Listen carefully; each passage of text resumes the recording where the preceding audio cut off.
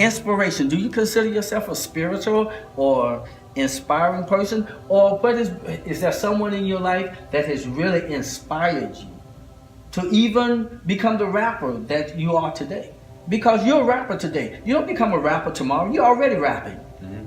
You're already doing it. You may not be known by the others that you might be reaching for, but you're already an artist. You're already doing it. You're already doing your dream. Now, it's just a matter of how many people you get in front of. Yeah. But you know what? How far is this video gonna go? You don't know. Okay. Who knows? Okay. But tell me something about inspiration and spirituality. My inspirations, I really love. I have a thing for knowledge and wisdom, and like smart quotes, like wise sayings and stuff like that. So I feel like I'm easily inspired by anyone who's giving wisdom and knowledge and you know what I'm saying, valuable information that can take me to the next step. So anyone who speaks on those terms like that, I'm already tuned in. But spirituality, extremely spiritual. Like honestly, I told myself at one point I was a psychic because I can predict things like literally. But my godmother, she was telling me, a psychic, that's like for the devil and stuff like that. You're more like a, say prophet. Okay. Say a prophet. Yeah, okay. So she was telling me, say you're a prophet, not a psychic. So spirituality, I'm very, very, very big on that because it's like you can instead of being religious, and I don't even like to speak on stuff like this because everyone has their own beliefs and stuff like that. Right. But I'm more spiritual than religious. Like, I'm not a big church goer, but it was at this one point in my life where I just felt like I needed to go. And I was like, man, I'm going to church tomorrow. And I'll never forget what he talked about. He talked about love, peace, and patience. Yeah. And it's been like 2 years ago since he talked about that. But spiritually, I feel connected to a lot of things around me. I look at everything as a sign, like everything. I look at everything as a sign, either doing something wrong or doing something right. Always, that's how I look at everything. And I try to pray every day. I try to pray profusely, often, whatever you want to. I try to pray a lot because sometimes when I don't pray, I have bad days. So what is prayer to you? When you say you pray? Prayer to me is more like giving God the glory that He deserves. For even if you just woke up and did nothing today, you still should pray because you didn't have to wake up at all. So prayer to me is not asking for anything but guidance. I ask for guidance, protection, and to keep my family motivated and humble. But prayer to me is really like, it's like a connection, because if you ask, you receive. And there's a lot of times I ask for signs that I've received. So I feel like it's more of a spiritual connection when you pray, because the closest you can get to God is the earth. The closest you can get to God is by kissing the ground. That's the closest you can get to God. So I feel like when you pray, and if you mean it, and not just praying for something that you want or asking for something that you want, but being grateful and accepting of what you do have and knowing you have bigger and better things in the future, that's what I feel like prayer is about. It's about saying thank you for what I have right now. Listening to you, kind of one thing that I associate prayer with is having honor and respect for the higher being, for the one who created this earth, created us. And when you said about kissing the ground, it reminds me of a brother, a friend that I had that was from India. And he explained something to me that I had only seen that not in this culture, but in his culture. And he said that, now Tony, when my father comes and gets off the plane here, he said, before I go up to him, I kneel down and I kiss his feet, or I kiss the ground. And then I stand up and I kiss my father on the cheek or whatever, I forget what it was. But I say, what an illustration or picture of honor and respect. Mm-hmm. That's why you How much reverence. Yeah. And I said, we don't do that. We don't have anything that really shows that in our culture. But those pictures would stay in the minds and in the heads of even a child to understand, how could you ever speak against your father? How could you ever speak against your mother? How would you ever speak against those who are over you, who God has put in your life, who raise you, who clothe you, who feed you?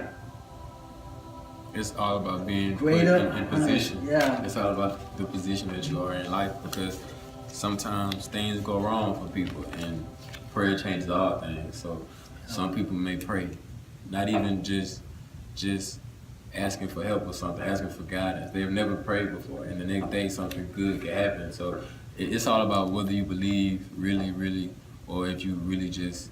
Are you paying attention? Yeah, because sometimes it'll be right there in your face and you'll never see it. And you never see it. So yeah, it's all about really praying and being aware, for real. So yeah, I'm a big spiritual person. Spiritual and how person. And if you're a spiritual person, I'm sure, tell me, and this is going to be one of my last questions, I think, how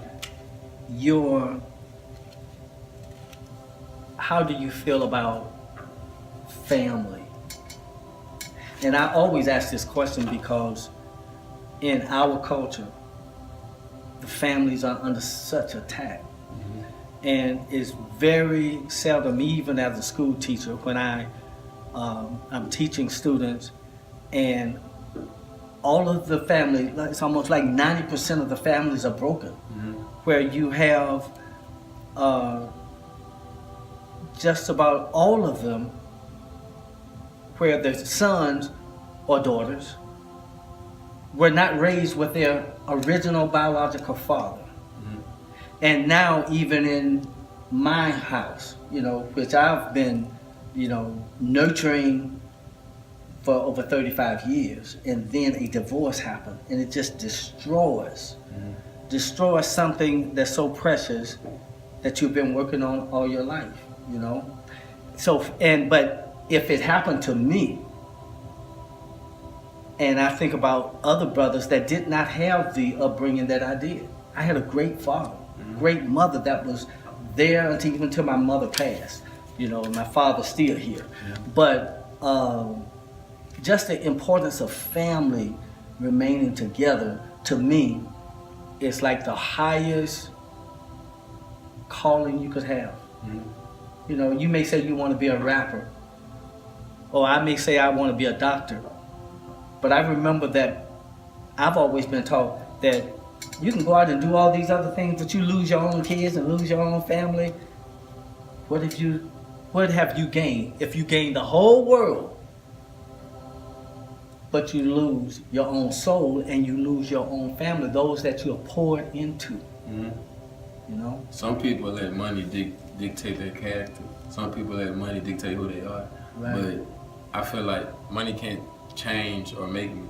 I can only stay the same and only change if I choose to. But money is everything, but it's nothing at the same time, because you need it. You honestly need money, but you don't need money for the important things like love and loyalty and respect and honor and stuff like that. Like those. So how did you, or I won't say how did you come about the name, but I want you to explain what does your name mean then? Of course, you're Trey Robinson, but your stage name is Celebrity Rich. Explain that to me. Actually, my stage name is actually Rico Rich. Is Rico Rich? Okay, all right. But I changed it to Celebrity Rich because me and Young B, me and my one of my group members, Young B, we had a song called Celebrity.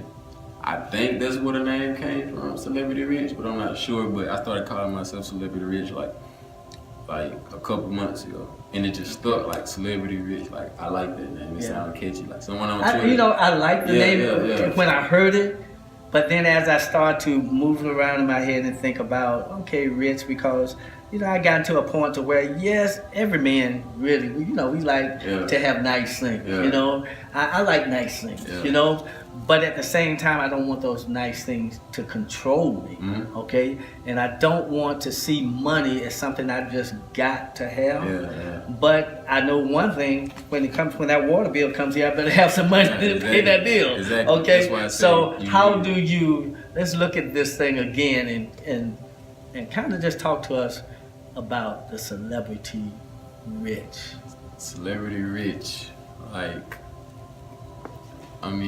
celebrity rich would be more of like the alter ego of Rico Rich, because Rico Rich is like, the cool person, like he real relaxed, he real chill. But celebrity rich is like the cocky one and the hype person and the one who always turned up and stuff like that. So, but celebrity rich, more people like celebrity rich than Rico Rich, because, I don't even know why. Someone on Twitter was like, I really like the name, like on Twitter, my name is Young Celebrity. Someone was like, I really like the name, Young Celebrity. You going viral. Though he told me you about to go viral. So I was like, okay, cool. Okay, cool. So yeah, that name is just, I feel like it's more of an ear getter. Like someone hear the name, who? Like celebrity rich. Like you see what he talking about. Yeah, I like that name. So but my actual stage name is Rico Rich. And all my friends call me Rico, or they might call me Rich, but only a couple people call me Celebrity, or might call me Celebrity Rich or something like that. But yeah, Celebrity Rich is good. I've been young before, so I'm going to let you go on that one. And you're growing, and you're learning, and what have you. So I'm at a different point. We just way different generations, but I love this brother, and I love the fact that he's trying to do something positive. He's reaching for his dreams and his goals and whatever within himself and where he is right now. Nothing fake about that. Yeah. Okay. Ain't no fake. All right. So let's see. I think that I've just about covered all the things I would like to say. You know what I think you might want to do? Why don't you give a shout out to those people out there that you love? Who would you give a shout out to if you had to, or could at this time? Let me shout out God first and foremost. My family, my extended family, my brothers, Sloth. Shout out to MFG Capo. Shout out to Lil Bama. Shout out to Get Rich Dub, shout out to Faye, shout out to Malik, shout out to Free Lil Zay, Free Malik, shout out Big Ray, shout out C Honcho, shout out OG Cash, shout out Apollo Cash, shout out Deuce Guy, shout out all my brothers, man, shout out Sonny J and Don C and all y'all boys, shout out Young Blue, Lil Boom. Everybody just from Alabama trying to come up. Everybody, shout out everybody, man. We next, I promise. Alabama next, bro. There you go. And I'm just proud to be here to help you get there. Yeah. So with that, audience out there, I hope you have enjoyed the talk that we have had here. We have gotten a chance to know Celebrity Rich, Trey Robinson, and we will have some other interviews that's coming up soon. So we want you to stay tuned. Look for us on What's the Rap. And so until then, we want you to live life more consciously. Can I tell the kids something real quick? Yes. Let me tell the kids something. You can be anything in the world that you want to be. Never let anyone tell you that you can't be, you weren't able to be, or is impossible, because the word itself says I'm possible. So I want each and every kid that will see this, it doesn't matter your age, doesn't matter your height, your race, your